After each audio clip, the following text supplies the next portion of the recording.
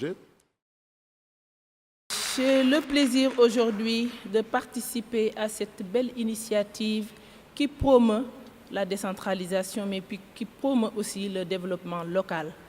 J'ai aussi l'insigne honneur de représenter un département très spécifique qui est le département de Tivaouane, parce que un département très vaste,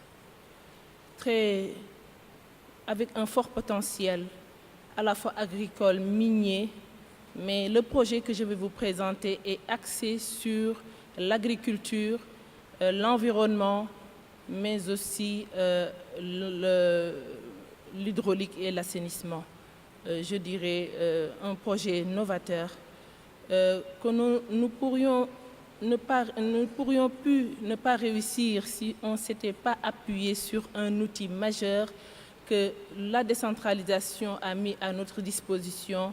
Je veux parler de la coopération décentralisée.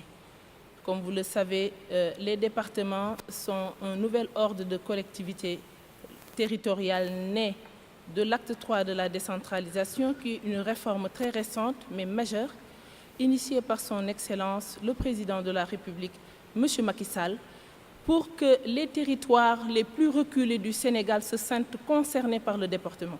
J'ai eu la chance d'être la seule, en tout cas la deuxième femme élue, présidente de département dans ce Sénégal de 607 collectivités territoriales. Alors, c'est un département fort de 490 000 âmes, 245 500 hommes, 245 100 femmes, 252 000 jeunes. Donc un département à fort potentiel de jeunes. Qui dit jeunes dit tentative d'aller à l'exode.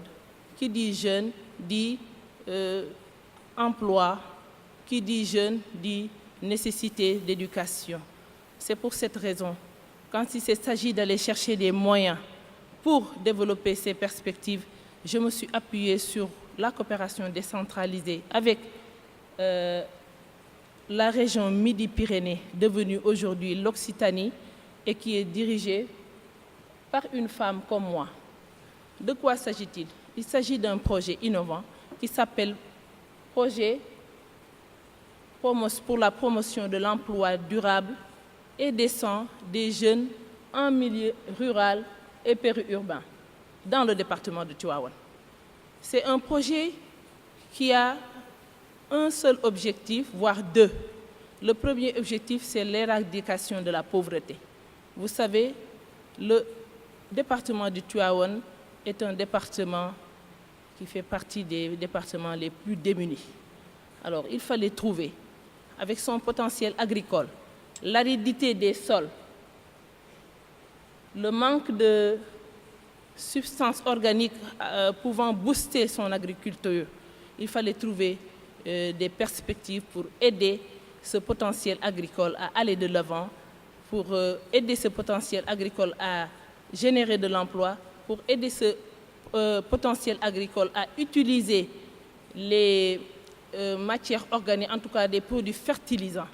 Et pour ce faire, il fallait trouver un projet de cette trempe que nous avons essayé de mettre en œuvre et qui commence à porter ses résultats. Le premier objectif, c'était éradication de la pauvreté, je l'ai dit. Aussi, éradication de l'exode rural.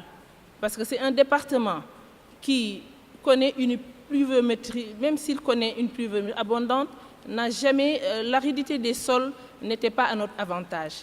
Donc il fallait trouver un système qui pouvait fournir des matières organiques pour que nos sols soient fertilisés au maximum, créer de l'emploi vert, participer à la salubrité des communes urbaines, parce que tant qu'il y aura vie, il y aura des déchets, et ces déchets peuvent être souvent de l'or. C'est pour ça, en lançant ce projet, j'avais parlé d'une caravane de l'or dur vers l'or dur.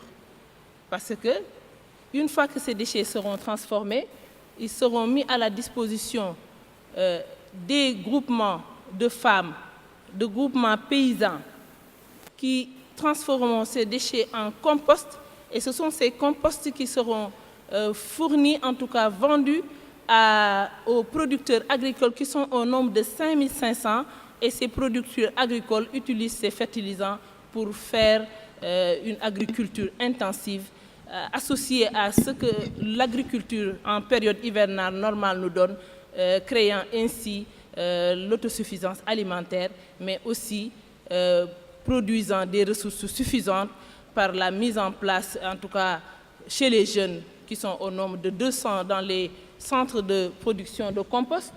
Nous avons 2 centres de compost qui sont l'un à Pire et l'autre à Mboro. Dans ces centres de production de compost, nous avons 200 jeunes. Ces 200 jeunes travaillent, collectent les déchets, les acheminent dans ces centres, les traitent et les revendent aux producteurs agricoles qui l'utilisent pour fertiliser leur sol, ainsi donner plus de production.